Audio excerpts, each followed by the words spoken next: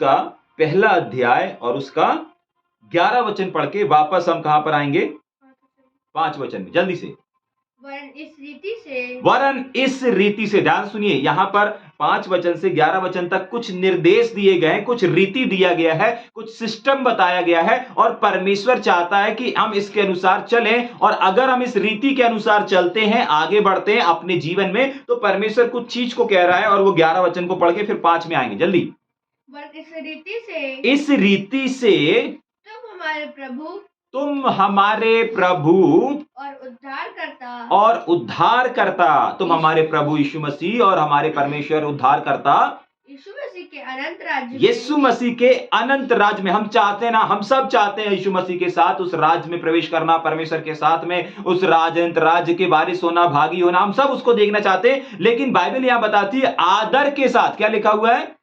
बड़े आदर के साथ। थोड़ा आदर नहीं, ज्यादा आदर नहीं, परंतु बहुत बड़ा आदर। ठीक है, थोड़ा बहुत नहीं, लेकिन बहुत बड़े आदर के साथ हम उस राज्य में प्रवेश करने पाए। तो कैसे हम उस राज्य में प्रवेश कर सकते हैं बड़े आदर के साथ, इन बातों को आज हम देखेंगे और इन बातों को हम सीखेंगे। समझ में आ रहा है? जल्दी से मेरे साथ शुरू करेंगे उस रीति को देखने के लिए जो यहां पर लिखा 11 वचन में, वरन इसी रीति। तो ये कौन सी रीति है, कौन से काम है, कौन सा सिस्टम है जिसके अनुसार, जिस रीति के अनुसार हम आगे बढ़ करके परमेश्वर के अनंत राज में प्रवेश कर सकते हैं? समझ में आ रहा है? ठीक, जल्दी से पढ़ेंगे 5 वचन से।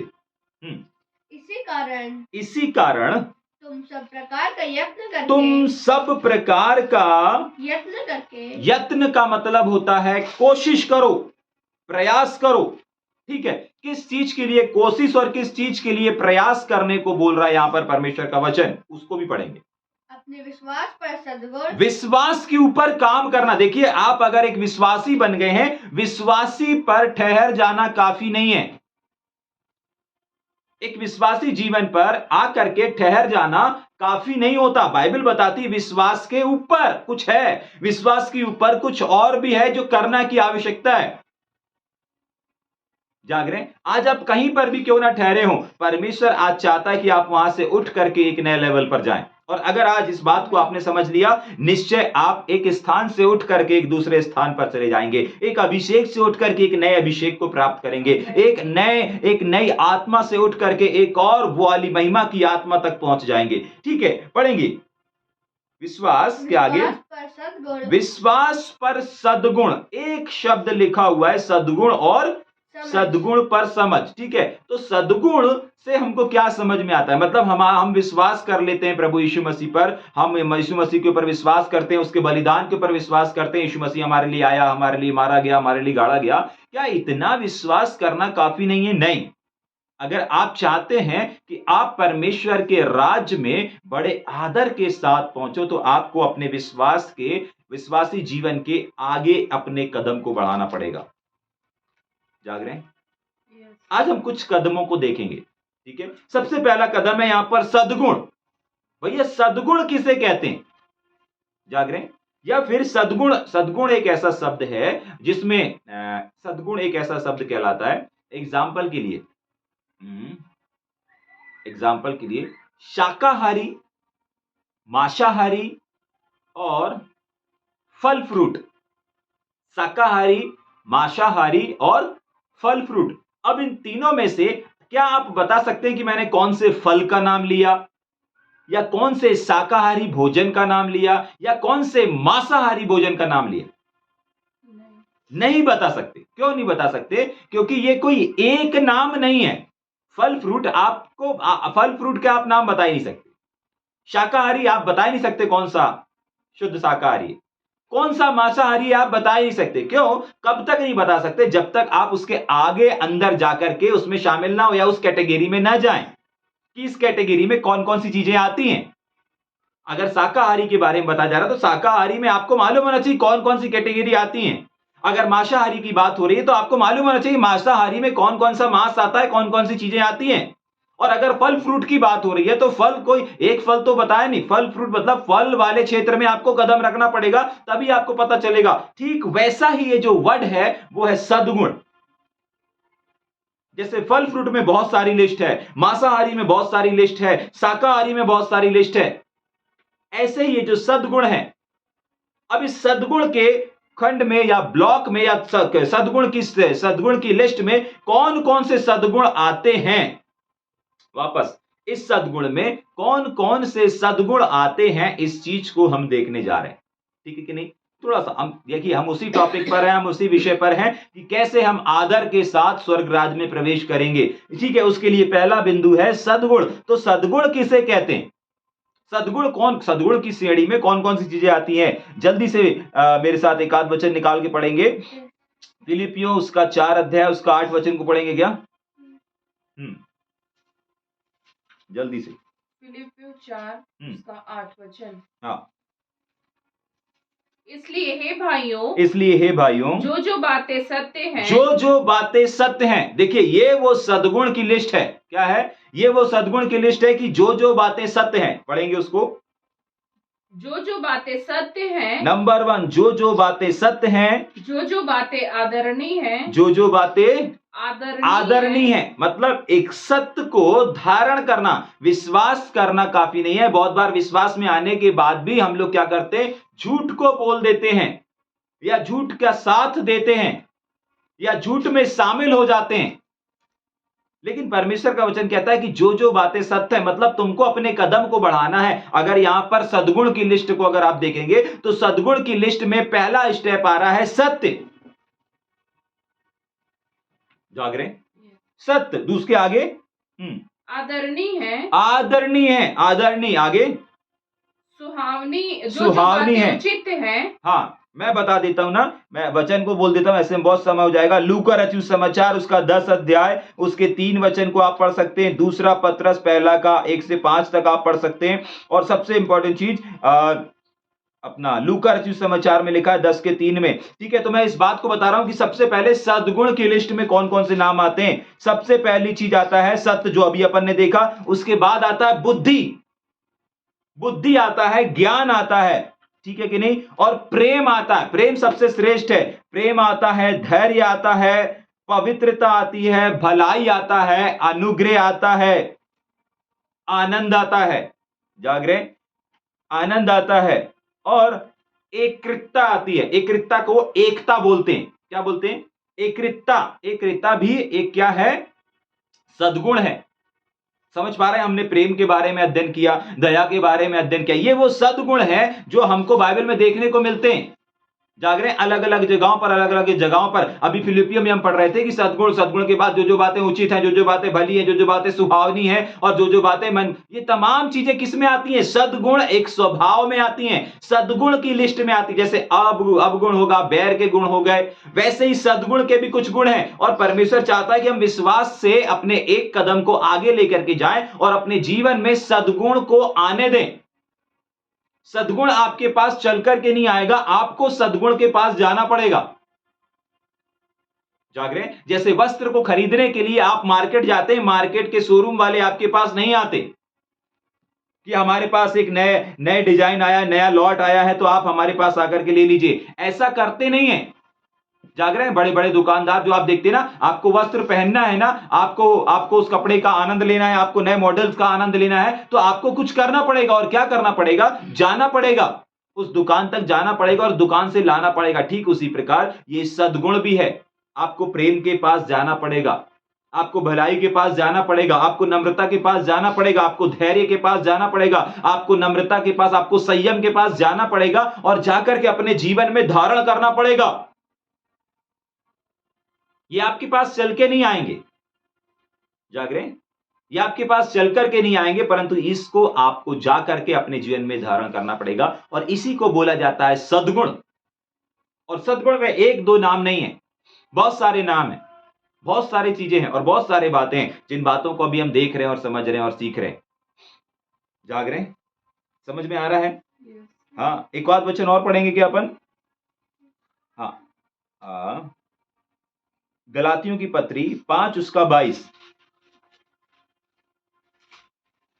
गलातियों और पहला 5 का तीमुथियुस 22। 3:16 भी निकाल के रखेंगे। हाँ, गलातियों 5 का 22। गलातियों 5:22। पर आत्मा का फल ये प्रेम, ये वो आत्मा का क्या है? फल। हम सब इस वचन को जानते हैं। यहाँ पर कितने कितने सद्गुण दिए गए हैं, पढ़ देंगे एक बार, और उसके बाद पहला तीमुथियुस निकाल के रखेंगे 3:16। हाँ, प्रेम, प्रेम, आनंद, आनंद, जो अभी अपन ने शांति, बताया, प्रेम, आनंद, शांति, धीरज, कृपा, भलाई, संयम, नम्रता, ये तमाम चीजें क्या है? ये वो सद्गुण है जो एक इंसान के जीवन में होना बहुत अनिवार्य है, और यही चीजें आपको स्वर्ग राज में क्या करेंगी? ये आपको धारण करना पड़ेगा। आपको प्रेम के पास जाना पड़ेगा, आपको अपने जीवन से प्रेम प्रकट करना पड़ेगा। जिनके बीच में आप रहते हैं उनके बीच में अपने शब्दों के द्वारा, अपने अपने अपने कार्यों के द्वारा, अपनी बोली के द्वारा प्रेम को प्रकट करना पड़ेगा। आप मालूम है, जिस प्रकार से बोलते हैं एक दूसरे से ना, वो बोली आपके अंदर के प्रेम को और अपने आपके अंदर के नफरत को उजागर करती है। जैसे पतरस, हम सब जानते हैं, पतरस के साथ ये चीजें हुई थी, पतरस के साथ ये बातें घटी थी कि पतरस जो बोल रहा था एक्चुअली वो था नहीं, लेकिन दूसरे लोग पहचान गए, नहीं तू जो बोल रहा है ना, तू वो नहीं है, लेकिन तेरी बोली तेरे अंदर जो छुपा करके रखे ना, उसको बाहर कर रही है। तो सावधान, हमारी बोली हमारे स्वभाव, हमारे नेचर को, हमारे अंदर जो असलियत है उसको बाहर करती है। और आपको बाहर करना है, आपको बाहर करना है। किस चीज को बाहर करना है? सद्गुण को बाहर करना है। आपको अपने अंदर से निकालना है। क्या निकालना है? प्रेम को निकालना है, धीरज को निकालना है, कृपा को निकालना है, भलाई। आपको इन चीजों को प्रकट करना पड़ेगा। ये वो सद्गुण है जिसको धारण करने के लिए परमेश्वर का वचन बोल रहा है। बिना इसको धारण करे आप स्वर्ग में, परमेश्वर के उस राज्य में आदर के साथ प्रवेश नहीं कर सकते। और ये तो सिर्फ पहला कदम है। जाग रहे हैं? ये तो पहला कदम है। ठीक, पहला तीमुथियुस 3:16 निकाल के रखा किसी ने? इसमें संदेह नहीं, हाँ, कि भक्ति का भेद गंभीर है। हाँ, पहला कुरिन्थी 13 भी निकाल के रखेंगे। हाँ, भक्ति का भेद गंभीर है। आगे, अर्थात जो शरीर में प्रकट हुआ, जो शरीर में क्या होता है? प्रकट हुआ। शरीर में क्या होता है? प्रकट हुआ। हाँ, यही चीज मैं आपको बता रहा हूं कि आपको अपने जीवन में जो सद्गुण आपके अंदर है ना, वो प्रकट करने पड़ेंगे। आप अगर सोचो कि नहीं भैया हम अंदर रखें, हम अंदर से प्यार करते हैं, हम अंदर से धीरज रखें, हम अंदर से दयालु हैं, हम अंदर से ये नहीं, अंदर रहना कोई काम का नहीं है। जब तक आप उसको बाहर में नहीं दिखाते, जब तक आप उसको सामने वाले के साथ, जिनके बीच में आप रह रहे हैं, उनके सामने अगर उजागर नहीं करते हैं, आप प्रेमी नहीं कहलाएंगे जब तक आप प्रेम को प्रकट नहीं कर रहे हैं। आप दयालु नहीं कहला सकते जब तक आप दया को नहीं दिखाते हैं। आप धीरज को नहीं बोल सकते कि मैं धीरज धरा हूं जब तक आप धीरज को प्रकट नहीं करेंगे। ये जो भी चीजें हैं, जो भी आत्मा के फल है, ये जो भी आत्मा के सद्गुण है, इनको आपको अपने अंदर में धारण करना पड़ेगा। और धारण करने के बाद जिन लोगों के बीच में आप हैं, उन लोगों के बीच में आपको प्रकट करना पड़ेगा।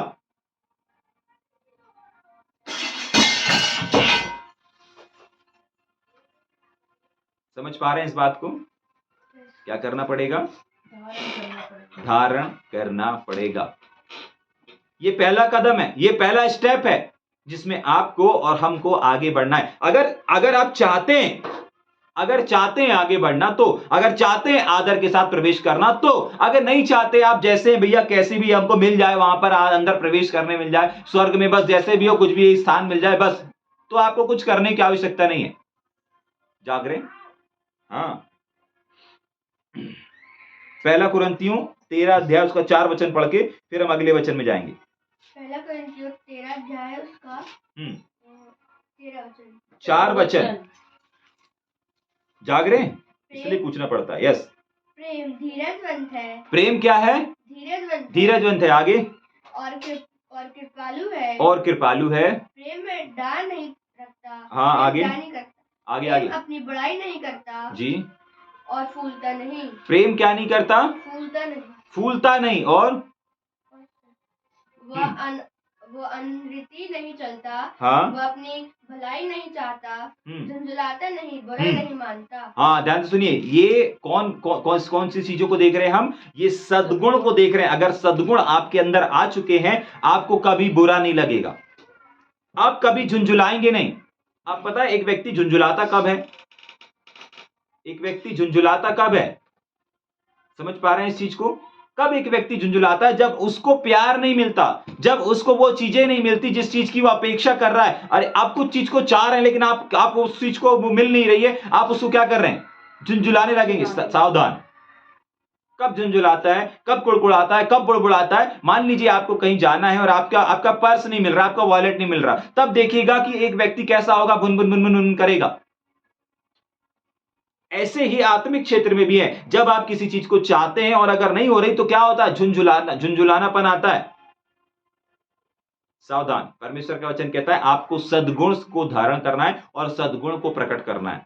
ठीक है, तो सबसे पहली चीज हमने 5 वचन में देखी, और इसी प्रकार तुम सब प्रकार का यत्न करके, आपको मालूम है इसके लिए आपको कोशिश करनी पड़ेगी। यहां जो लिखा है ना, यत्न करना है, मतलब ये जो सद्गुण है, इन सद्गुण को हासिल करने के लिए आपको कोशिश करना पड़ेगा। आपका मन नहीं कर रहा होगा किसी से बात करने का, आपका मन नहीं कर रहा होगा धीरज धरने का, आपका मन नहीं कर रहा होगा कृपा करने का, आपका मन नहीं कर रहा होगा भलाई करने का, आपका मन नहीं कर रहा होगा सामने वाले की उन्नति खोजने का। ये सद्गुण को आपका मन नहीं कर रहा होगा करने का, लेकिन बाइबल बताती है कि करो, प्रयत्न करो, यत्न करो, कोशिश करो। क्यों करो, क्यों इंपॉर्टेंट है, ये बहुत इंपॉर्टेंट है। तभी के लिए तो आपको पहले कदम पे आप कदम रखोगे, पहले कदम पे आप पहले स्टेप पे बढ़ पाओगे। जाग रहे हैं? अगर चाहते हो आदर के साथ आपका वेलकम हो स्वर्ग में, अगर चाहते हो कि ऐसे ही बस एंट्री मिल जाए नॉर्मल, ठीक है, और किसी कोने में पड़े रहो, लेकिन आप चाहते हो कि स्वर्ग में भी आपको आदर मिले, जरा सोच करके देखिए, यहां पर अगर इस पृथ्वी पर आपको थोड़ा सा आदर नहीं मिलता तो हमारा जो क्रोध है वो किस लेवल पर चला जाता है, हमारा जो विचार है वो कौन से क्षेत्र में, कौन से आसमान में चला जाता है।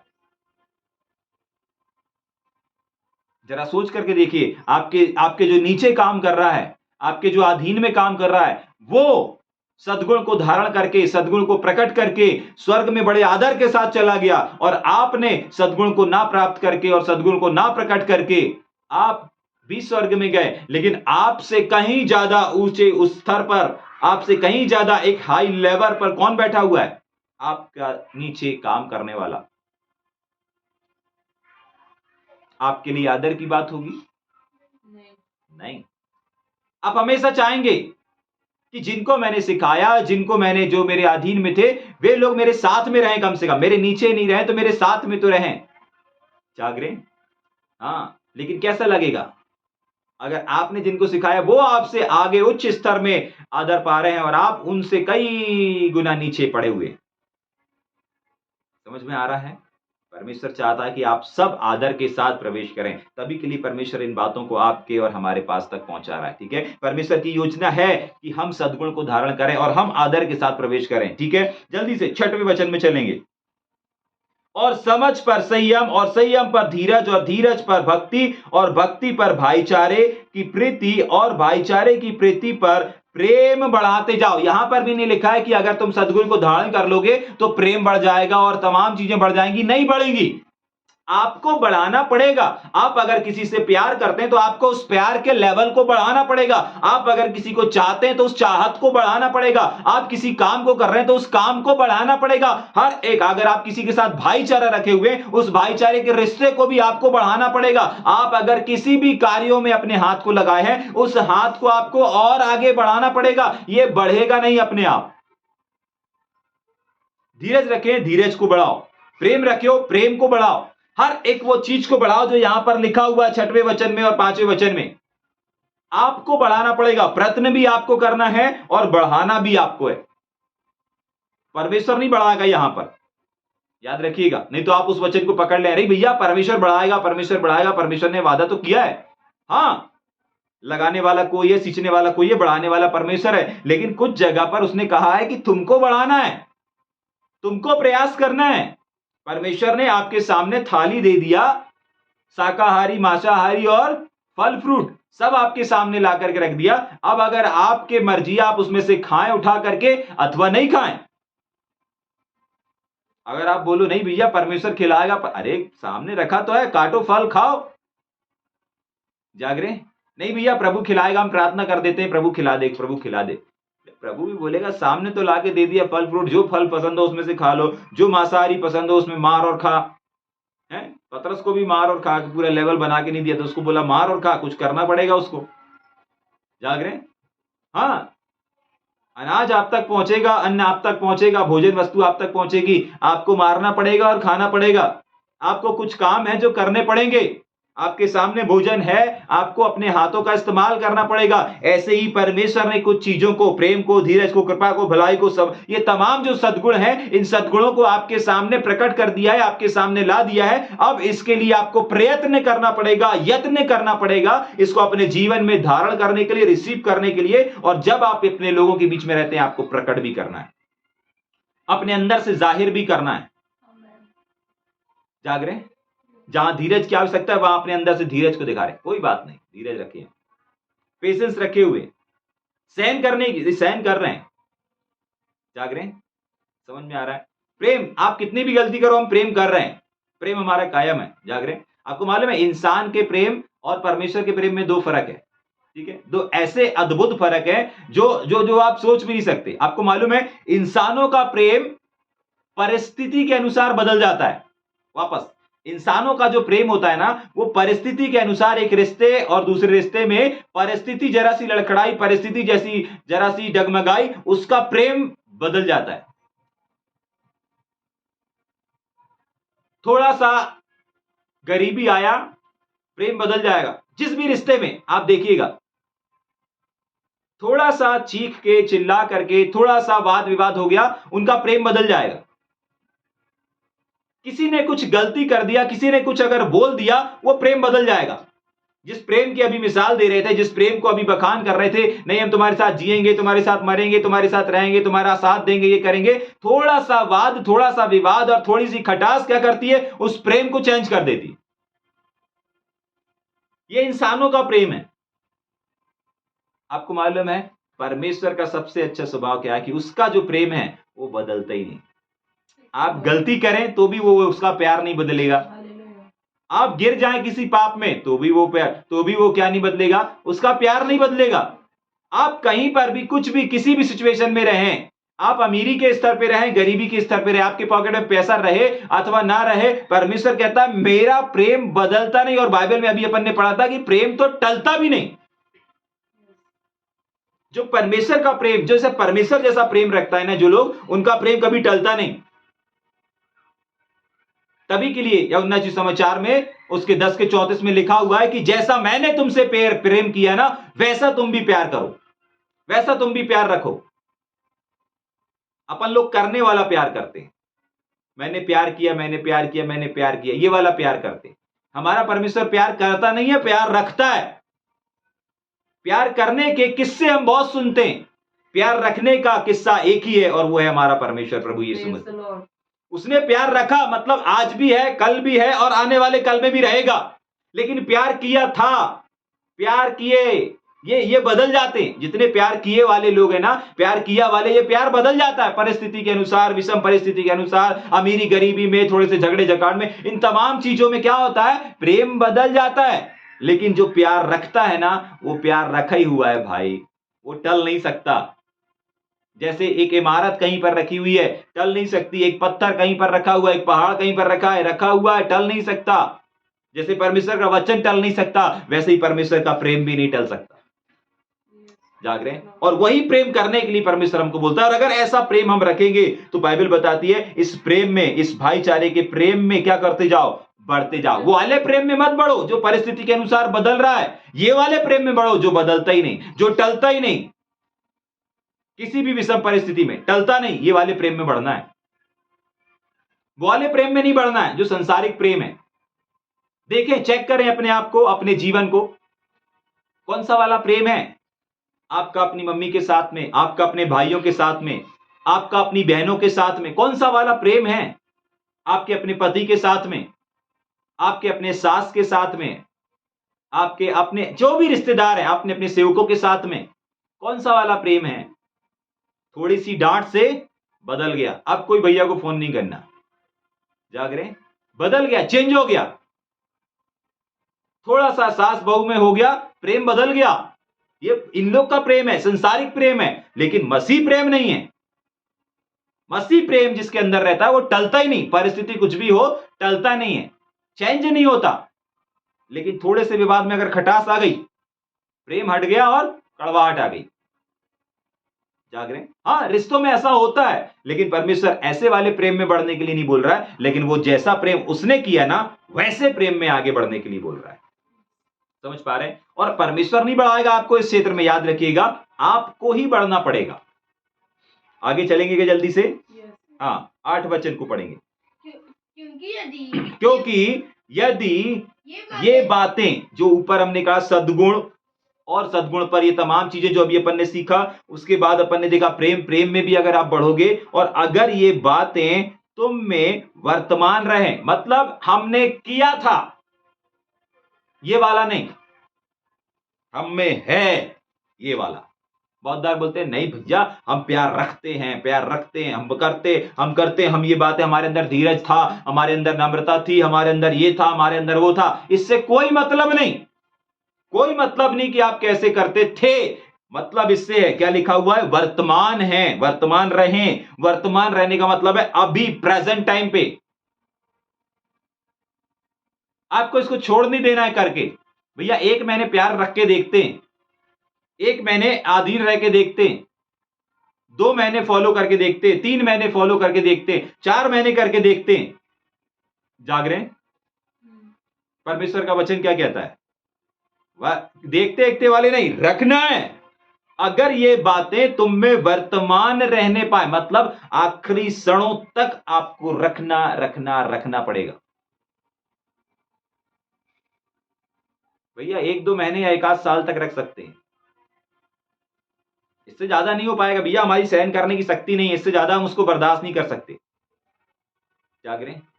हाँ, बहुत सारे ऐसे केसेस होते हैं, बहुत सारे ऐसी चीजें आती हैं सामने उभर करके, लेकिन परमेश्वर का वचन आज उनको उत्तर दे रहा है कि आपको परमेश्वर के प्रेम, सद्गुण जितने भी हैं, उसको आपको अपने जीवन में वर्तमान रखना है। और आपको मालूम है वर्तमान का मतलब क्या है? आप जब भी परमेश्वर आपका देखे, जब भी परमेश्वर की हुजूरी में आप जाए, जब भी परमेश्वर आपकी ओर मुखड़ा देखे, जब भी आप परमेश्वर के सामने जाए, तो वो चीजें आपके जीवन में वर्तमान, प्रेजेंट टाइम में नजर आनी चाहिए। यदि ये बातें तुम में वर्तमान रहें और बढ़ती भी जाएं, बहुत बार एक स्थान पर, एक स्तर पर आकर ठहर जाता है ना, लेकिन यहां कह रहा है बढ़ाना भी है, बढ़ाना भी है, बढ़ती जाए तो तुम्हें हमारे प्रभु यीशु मसीह की पहचान में निकम्मे और निष्फल ना होने देंगे। आपको मालूम है अगर ये चीजें आप में वर्तमान रहती ना, कोई आपको ये नहीं बोल सकता अरे एक समय था कि वो ऐसा करता था, एक समय था कि वो इतना प्रार्थना करती थी, एक समय था कि हाँ वो सेवा में जाता था, एक समय था कि वहां प्रभु के लिए कुछ करता था। आपको मालूम है क्या हो रहा है? आपकी वाहवाह नहीं हो रही, परंतु आपकी आलोचना हो रही है। और यहां के जो शब्द में अगर हम बात करें तो यहां पर तो लिखा हुआ है हमारे प्रभु यीशु मसीह की पहचान में निकम्मा शब्द लिखा हुआ है। अगर आपके कार्यों की था में गिनती हो रही है, थी में गिनती हो रही है, करती थी, करता था, जाता था, जाती थी, सेवा में आती थी, आता था। जाग रहे हैं? अगर इस था में गिनती हो रही है तो आपकी वाहवाही नहीं हो रही है, परंतु आप निकम्मे ठहर रहे हैं। क्यों? क्योंकि वर्तमान में नहीं है ना, बातें, चीजें, सेवा वर्तमान में नहीं है, प्रार्थना का जीवन वर्तमान में नहीं है। पहले प्रार्थना करती थी, पहले प्रार्थना करता था, पहले सेवा में जाती थी, पहले सेवा में जाता था, ये वर्तमान नहीं है, ये क्या है? अतीत है। लेकिन वर्तमान में अगर है तो कोई आपको निकम्मा नहीं ठहरा सकता, लेकिन वर्तमान में नहीं है तो निकम्मा ठहरेंगे। और एक और शब्द लिखा है, निकम्मे और निष्फल ठहरेंगे। भैया एक समय तो था कि प्रतिफल लाए थे, एक समय तो था जो बड़े बड़े लोग आते थे, एक समय तो था प्रभु बड़े बड़े काम करते थे, लेकिन वो थे आपके वाहवाही के लिए नहीं बचाए, अब वो थे आपकी आलोचना के लिए बचा हुआ है। प्रभु को इससे कोई फर्क नहीं पड़ता कि आप क्या करते थे, प्रभु को इससे फर्क पड़ता है कि वर्तमान में क्या हो, वर्तमान में क्या कर रहे हो। कुछ लोग निष्फिक्र हो जाते हैं 5 साल सेवा करके, 3 साल सेवा करके, अभी क्या कर रहे हो, प्रभु को इससे फर्क पड़ता है। वर्तमान में क्या कंडीशन है, वर्तमान में क्या सिचुएशन है। जाग रहे हैं? वापस, यदि ये बातें तुम में वर्तमान रहें तो और बढ़ती जाएं तो हमारे प्रभु यीशु मसीह की पहचान में निकम्मे और निष्फल नहीं होंगे। अगर आप चाहते हैं कि आप निष्फल ना रहें, अगर आप चाहते हैं कि आप निकम्मे ना ठहराएं, तो हर एक वो चीजें जो हर एक वो सद्गुण जो आपको बताया जा रहा है, सिखाया जा रहा है, आपको उसमें क्या करना है? वर्तमान रखना है। वर्तमान रखने का मतलब है जब जब परमेश्वर आपको देखे तब तब वो चीजें आप में कायम रहने पाए। अगर आज आपने प्रेम को पा लिया, अगर आज आपने सद्गुण की लिस्ट को प्राप्त कर लिया और अपने जीवन में धारण कर लिया, तो ये धारण करने के बाद ये वस्त्र, ये स्वभाव, ये नेचर आपसे अलग नहीं होना चाहिए, हर समय आपके अंदर रहना चाहिए। वस्त्र के समान उतार करके दूसरा फेंक दिए, दूसरा पहन लिए, ऐसा नहीं है। ये वस्त्र ऐसे नहीं है। सद्गुण ये हमेशा वर्तमान रहने चाहिए, अतीत ना बन जाए। जाग रहे हैं? आपको अपने सद्गुण को अपना अतीत नहीं परंतु अपना वर्तमान बना करके रखना है।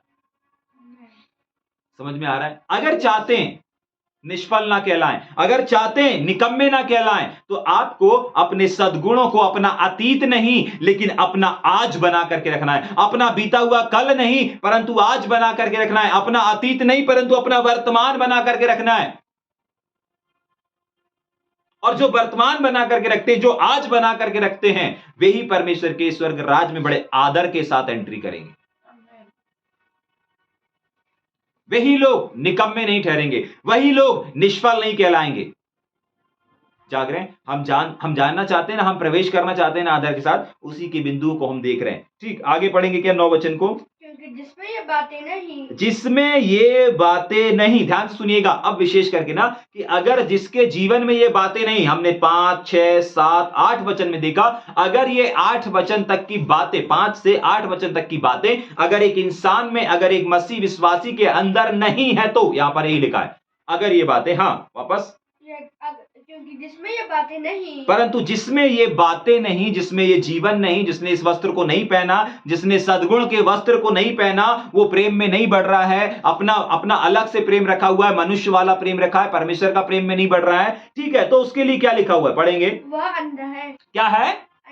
अंधा है और धुंधला देखता है। धुंधला देखता है। आप उसको अभी तक अपने जीवन के बारे में मालूम ही नहीं, अभी तक उसको यह नहीं मालूम कि कैसे जीवन को जीना है। अभी तक उसके आंखों के सामने सब कुछ होने के बावजूद भी, जाग रहे हैं, उसके आंखों के सामने सब कुछ होने के बावजूद भी, ध्यान से सुनिएगा,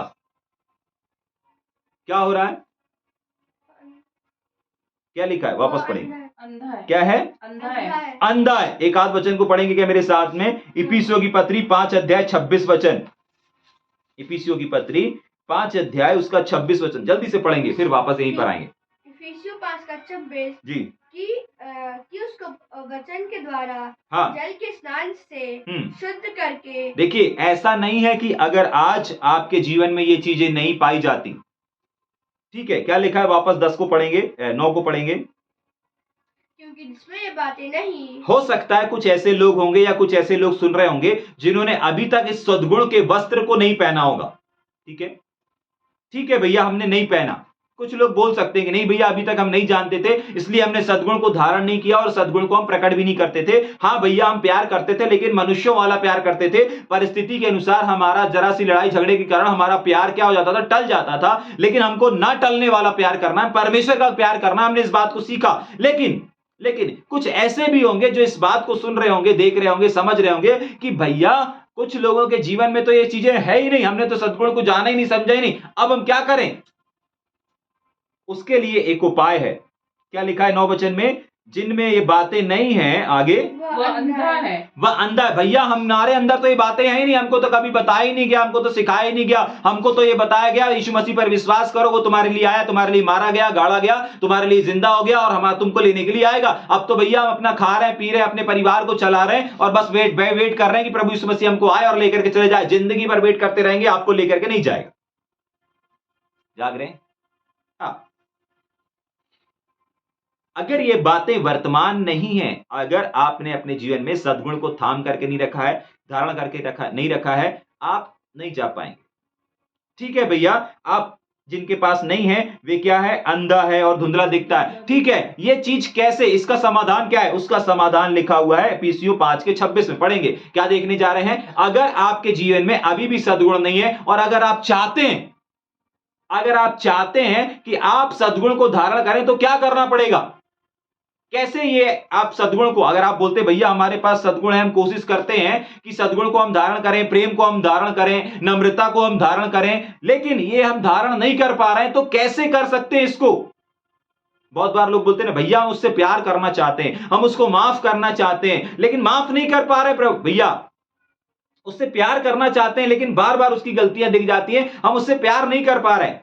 आज हम एक उपाय को देखेंगे जल्दी से, कि उसको वचन के द्वारा, हाँ, जिसको धुंधला दिखाई देता है, जिसके जीवन में आज भी धुंधला, अब आंखों वाला धुंधला नहीं रे बाबा, जाग रहे हैं, आंखों वाला धुंधला नहीं, परंतु जीवन, भविष्य वाला जीवन, वर्तमान वाला जीवन, जो मसीह में होने के बाद भी मसीह के वस्त्रों को और उसके उस सद्गुण को धारण नहीं कर पाने वाला धुंधलापन, अगर आज भी ये धुंधलापन आपके जीवन में काम कर रहा है, आज भी अगर सद्गुण नहीं है, आज भी कैसे हम उस सद्गुण को धारण कर सकें, कैसे हम लोगों से प्रेम कर सकें, कैसे हम लोगों को माफ कर सकें, एक चीज और एक समाधान बाइबल बताती है। पढ़ेंगे, कि उसको वचन के द्वारा जल के स्नान से शुद्ध, वचन के द्वारा जल के स्नान के द्वारा स्नान से शुद्ध करा के। देखिए, ये एक ऐसा जल है, क्या, बाइबल, ये परमेश्वर का वचन एक ऐसा जल के समान बोला जा रहा है कि उसको जल के स्नान के द्वारा क्या कर दिया जाए, शुद्ध कर दिया जाए। आपको मालूम है, जितने लोग इस बाइबल अध्ययन के भाग बन जाते हैं, जितने लोग इस बाइबल अध्ययन में जुड़ते हैं, प्रतिदिन परमेश्वर के वचन को ध्यान करते हैं, पढ़ते नहीं, परंतु जो ध्यान करते हैं वे अपने जीवन को परमेश्वर के वचन के स्नान से, परमेश्वर के वचन का जो स्नान है वो अपने जीवन को क्या करते चले जा रहे हैं, शुद्ध शुद्ध शुद्ध शुद्ध करते चले जा रहे हैं। और जब शुद्ध हो रहा है, आप आसानी से कोई भी परमेश्वर का वचन बीज डाला जाएगा, वो बीज उनके हृदय में काम करेगा, उनके जीवन में काम करेगा। इसके अलावा और कोई उपाय नहीं। प्रार्थना उपाय नहीं है, उपवास उपाय नहीं है, परमेश्वर का वचन उपाय है। उपवास आपको नहीं धोता, प्रार्थनाएं आपको नहीं बदलती। जाग रहे हैं, समझ पा रहे हैं, प्रार्थना या उपवास आपको नहीं बदलती, कोई जीवन आपको नहीं बदलता, कोई उपवास रहना, भूखे रहना, ये चीजें आपको नहीं बदल देती, लेकिन आपको बदलता है, कुछ और बदलता है। पढ़ेंगे क्या वापस एक और बार उस वचन को, कि उसको वचन के द्वारा, किसके द्वारा, वचन के द्वारा, किसके द्वारा, वचन के आगे, वचन के द्वारा, हाँ, जल के स्नान से, वचन के द्वारा जल के स्नान से शुद्ध करके। आपको मालूम है, अगर आज आप किसी भी सद्गुण में आगे नहीं बढ़ पा रहे हैं, किसी भी सद्गुण को धारण नहीं कर पा रहे हैं, तो एक ही उपाय है आपकी और हमारी बाइबल में, और एक समाधान दिया गया है हमारे और आपके पास में। और वो समाधान क्या है, समाधान है परमेश्वर का वचन। समाधान उपवास नहीं है, समाधान प्रार्थना नहीं है, परंतु समाधान अगर कुछ है तो वो है परमेश्वर का जीवित वचन। आप जितना ज्यादा इस वचन को ध्यान करेंगे, आप जितना ज्यादा इस वचन को सोचेंगे, जितना ज्यादा आप इस वचन को ध्यान करेंगे, मनन करेंगे, उतना ज्यादा आप स्नान से अपने हर एक छोटे बड़े कीटाणु जो है, आपके हर एक छोटी बड़ी जो नेगेटिविटी है, वो समाप्त होती चली जाएंगी, और आप शुद्ध, जैसे एक जल से नहा करके एक व्यक्ति निकलता है ना, पूरा ताजा निकलता है, वैसे ही आप जितना ज्यादा वचन को ध्यान करेंगे, मनन करेंगे, अध्ययन करेंगे, यही एक स्नान है जिस स्नान से आपका विवेक शुद्ध हो सकता है। यही वो स्नान है जिससे आप सद्गुण को धारण कर सकते हैं और सद्गुण को अपने अंदर ग्रहण करने के योग्य ठहरा सकते हैं और बना सकते हैं। समझ में आ रहा है? अगर आप कहते हैं कि भैया हम तो अंधे, हमको धुंधला दिखाई देता, हमको तो समझ में नहीं आता, हमको ये नहीं करते आता, हमको माफ करते नहीं आता, ये नहीं करते आता, कुछ मत करो, वचन को ध्यान करना शुरू करो। कुछ लोग बोलते भैया प्रार्थना में बैठ जाओ, प्रार्थना में सब चीज का जवाब है। ऐसा बाइबल में लिखा ही नहीं है कि प्रार्थना करने से सब कुछ संभव है। हाँ, धर्मी जन की प्रार्थना के प्रभाव से बहुत कुछ हो सकता है, सब कुछ नहीं। अगर सब कुछ हो जाता तो पहला मत्ती किताब उसका 7वां अध्याय उसके 7 वचन में ये नहीं लिखा होता कि मांगो तो दिया जाएगा और उसके आगे ढूंढो। कुछ चीजों को आपको ढूंढना पड़ेगा, कुछ चीजों के लिए आपको खटखटाना पड़ेगा। सब चीजें अगर प्रार्थना से मांगने से हो जाती तो फिर इतने ही लिखा रहता, मांगो सब मिल जाएगा, सब आपको मांगने से, ऐसा लिख दिया होता। नहीं, लेकिन ऐसा नहीं है ना, उसके आगे और भी कुछ है, ढूंढना है, खटखटाना है। ठीक उसी प्रकार प्रार्थना हर एक चीज का समाधान नहीं है। अगर आपके जीवन में आप करना चाहते हैं, लोगों से मोहब्बत करना चाहते हैं, सद्गुण को धारण करना चाहते हैं, आत्मा के फलों को अपने जीवन में धारण करना नहीं कर पा रहे हैं, उसका समाधान है वचन को अध्ययन करना शुरू करो, बाइबल को अध्ययन करना शुरू करो, बाइबल स्टडी करना शुरू करो। जाग रहे हैं? जल्दी से 10 वचन को पढ़ेंगे। इस कारण हे भाइयों अपने बुलाए जाने, हाँ, अपने बुलाए जाने की, परमेश्वर ने आपको किस उद्देश्य से बुलाया, किस योजना से बुलाया, क्या सोच करके बुलाया, उस बुलाए जाने को क्या करो, और चुन लिए जाने, और चुन लिए जाने। आप बुलाए गए हो, आप चुन लिए गए हो, और आगे जाने को सिद्ध करके, हाँ, तीसरा है सिद्ध करके, सिद्ध करने का भली भांति यत्न करो। फिर वही चीज, आप बुलाए जाने का भी यत्न करना है, सद्गुण को प्राप्त करने का भी यत्न करना है, और प्रेम में बढ़ने का भी यत्न करना है। मतलब ये चीजें परमेश्वर इसमें हस्तक्षेप नहीं करेगा। एक भजन संहिता निकाल के पढ़ेंगे कि उसका 15 का 5 और दूसरा पत्रस 3 का 17 भी पढ़ेंगे। हाँ, सबसे पहली चीज हम देखेंगे, क्या देख रहे हैं अपन 10 वचन में, इस कारण अपने बुलाए जाने, चुन लिए जाने को सिद्ध करने का और भली भांति यत्न करते जाओ। क्या करते जाओ? यत्न करो, कोशिश करो। किस चीज की? अपने आप को, अपनी बुलाहट को समझने की कोशिश करो। पढ़ेंगे जल्दी से, भजन 15 का 5।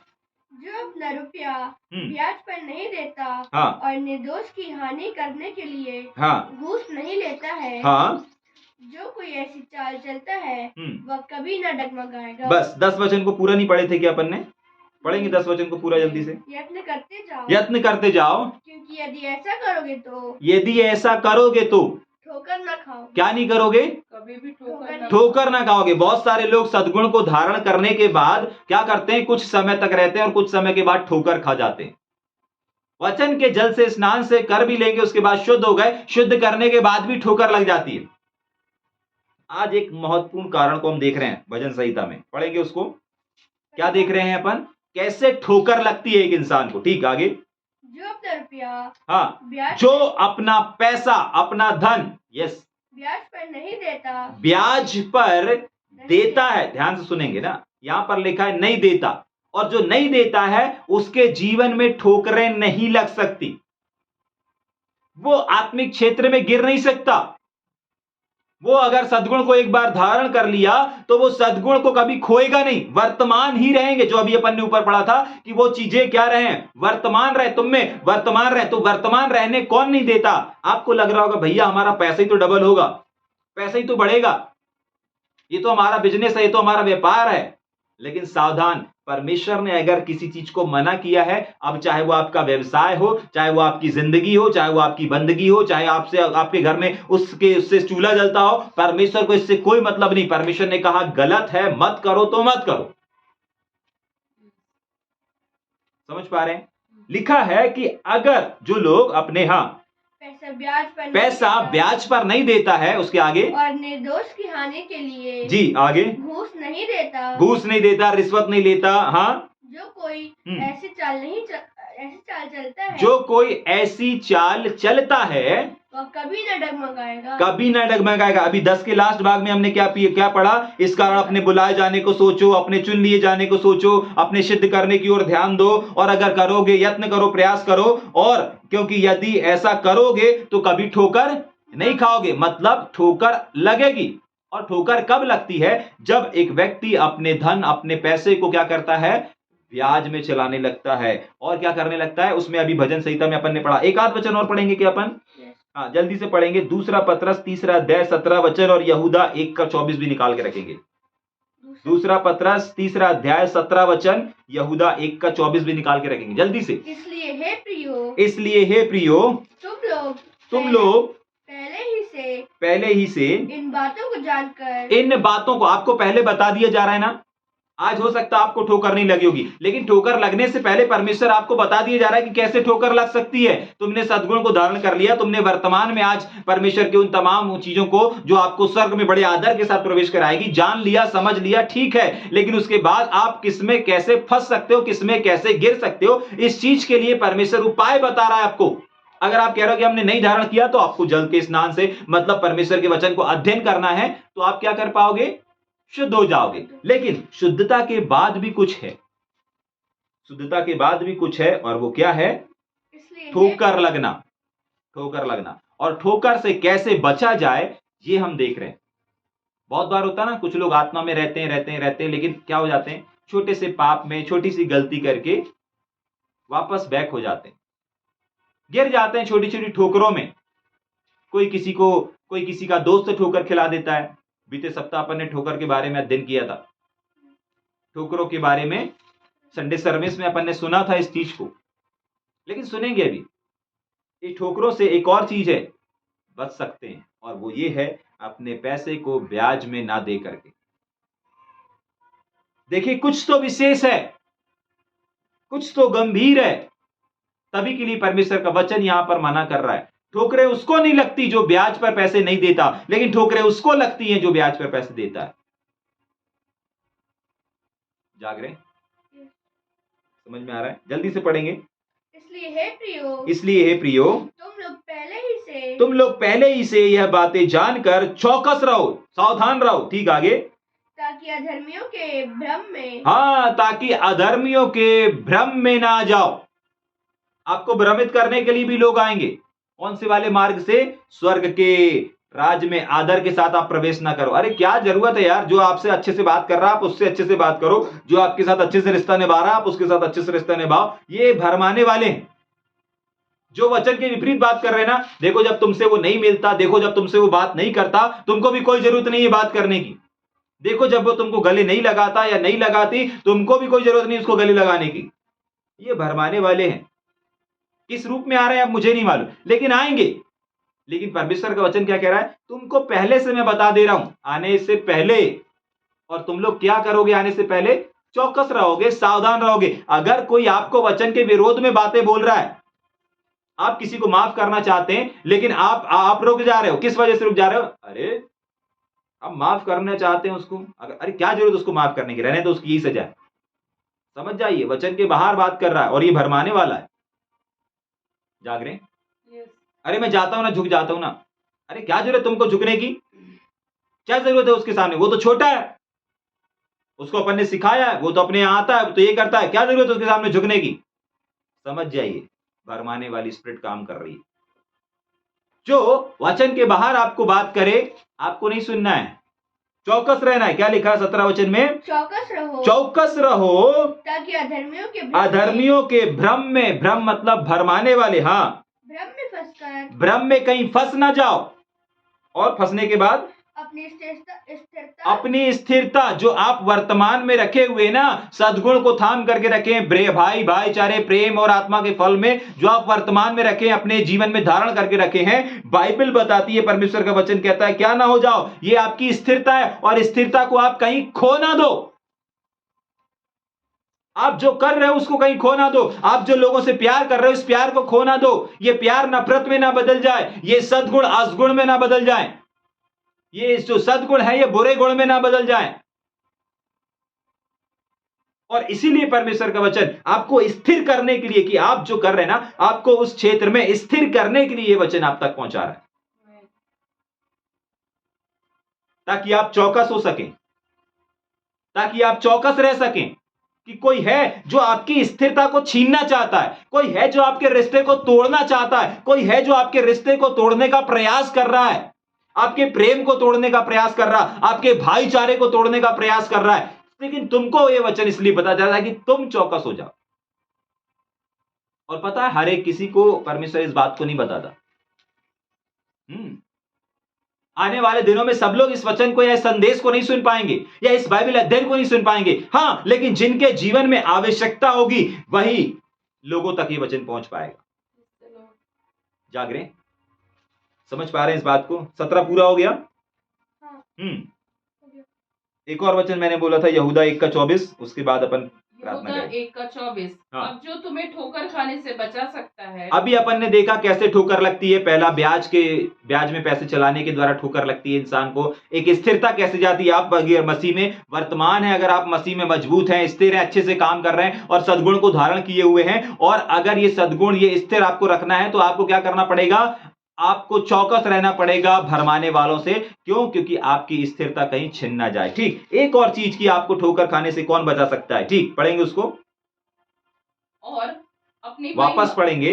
अब जो तुम्हें ठोकर खाने से बचा सकता है। यस, और अपनी महिमा की भरपूरी के बचना चाहते हैं, अपनी स्थिरता को बचाना चाहते हैं, आपके अंदर जो परमेश्वर का प्रेम है उसको बचाना चाहते हैं, आपके अंदर जो परमेश्वर ने सद्गुण दिया, आज सद्गुण के बारे में आपने जो अध्ययन किया और परमेश्वर के स्वर्ग राज्य में प्रवेश करने के बारे में अगर आपने अध्ययन किया, समझा, सीखा, तो आप अगर उसको स्थिर रखना चाहते हैं, आप नहीं चाहते कि इसके वजह से मुझे ठोकर लगे, चाहते हैं, तो आपको एक काम करना पड़ेगा। पढ़ेंगे, आपको उसके करीब जाना पड़ेगा जो यहां पर लिखा हुआ है कि अब जो तुम्हें इस आने वाली ठोकर से बचा सकता है, संसार में लगने वाली ठोकरों से अब जो तुम्हें बचा सकता है, क्या करना है।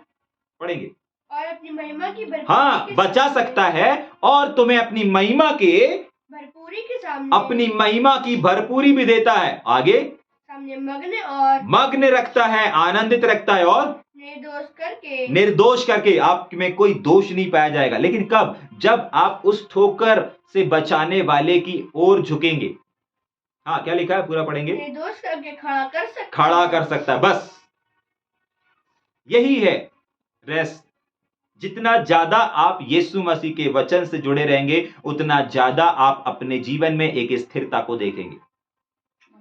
और याद रखिए, जो स्थिर रहता है ना, एक्चुअली शत्रु शैतान उसी को अस्थिर करने के लिए आता है। अभी अपन ने 17 वचन में पढ़ा था ना कि कहीं तुम्हारी अस्थिरता, तुम क्या ना हो जाओ, स्थिरता हाथ से कहीं खो ना दो। क्या ना कर दो, आपकी जो मसीहत है उसको कहीं खो ना दो। तो जो स्थिर रहता है ना मसीह में, जो मजबूत रहता है, जो अच्छा, जिसके द्वारा शत्रु शैतान को खतरा रहता है ना, शत्रु शैतान उसी की स्थिरता को खत्म करने के लिए, उसी को अस्थिर करने के लिए कार्य करने में जुटा हुआ है। आज आपके जीवन में कुछ भी क्यों ना चल रहा हो, कितना भी उथल पुथल, कितना भी तूफान क्यों ना चल रहा हो, कितना भी विवाद क्यों ना चल रहा हो, मैं इस बात से आपको उत्साहित करना चाहता हूं कि शैतान के राज्य के लिए और शैतान की टीम के लिए आप एक सबसे बड़ा खतरा हैं। और इसीलिए उसको आपके जीवन में आसपास मंडरा रहा है, आपके जीवन में काम करने के लिए। लेकिन मैं इस वचन से आपको उत्साहित करना चाहता हूं कि आपको जो ठोकर खाने से, आपको जो गिरने से बचा सकता है, आपको उसकी ओर निहारना है। अधिक से अधिक परमेश्वर के वचन में रहना है, अधिक से अधिक परमेश्वर से जुड़े रहना है। और जितना ज्यादा आप अपने परमेश्वर के वचन से नहाते रहेंगे, भरते रहेंगे अपने आप को, सारी गंदगी दूर होती जाएगी और आप एक शुद्ध और निर्मल और एक पाक और ऐसी तेजस्वी कलीसिया बनकर खड़े हो जाएंगे। जो अंतिम वचन 11 वचन को पढ़ के जो हमने शुरू किया था, वही से पढ़ के खत्म करेंगे। इस रीति से अगर आप सिद्ध करने वाले की ओर ताकते रहते हैं, ठोकर से जो बचा सकता है उसकी ओर ताकते रहते हैं, परमेश्वर के वचन को ध्यान करते रहते हैं और सद्गुण को अपने अंदर प्राप्त कर लेते हैं, अगर इन चीजों को अपने अंदर वर्तमान रखते हैं, तो बाइबल बताती है अगर इस रीति से हमारे प्रभु यीशु और उद्धारकर्ता मसीह यीशु के अनंत राज में बड़े आदर के साथ प्रवेश करो। जाग रहे? समझ में आ रहा है? परमेश्वर की योजना है, परमेश्वर की चाहत है कि आप उसके राज्य में बड़े आदर के साथ प्रवेश करने पाए। समझ में आ रहा है? आइए थोड़ी देर अपनी आंखों को बंद करें, थोड़ी देर सब चीजों को भूल करके, सारी बातों को भूल करके आज अपनी आंखों को बंद करके अपने आप को देखेंगे। जैसे हम आईना में अपने आप को देखते हैं, ऐसे ही हम इस समय अपने आप को देखेंगे और देखेंगे कि क्या मेरे जीवन में वो सद्गुण का स्वभाव या सद्गुण की जो लिस्ट है, क्या वो मेरे जीवन में कायम है, क्या वो मेरे जीवन में वर्तमान है अथवा नहीं है। हर एक आंख बंद हो जाए, हर एक आंख बंद हो जाए। री बागा दारा मा शाखा तला रबा। क्यों? क्योंकि परमेश्वर चाहता है, परमेश्वर आपको अपने, अगर आप कहते हैं कि नहीं भैया सद्गुण नहीं है अभी भी मेरे अंदर, सद्गुण की लिस्ट नहीं है, तो यीशु मसीह उसका उपाय भी बताते हैं कि बिल्कुल चिंता मत करो मेरे बेटे और मेरी बेटी, मेरे पास उपाय है। जितना ज्यादा हो सके मेरे वचन पर अध्ययन करो, ध्यान करो, मनन करो।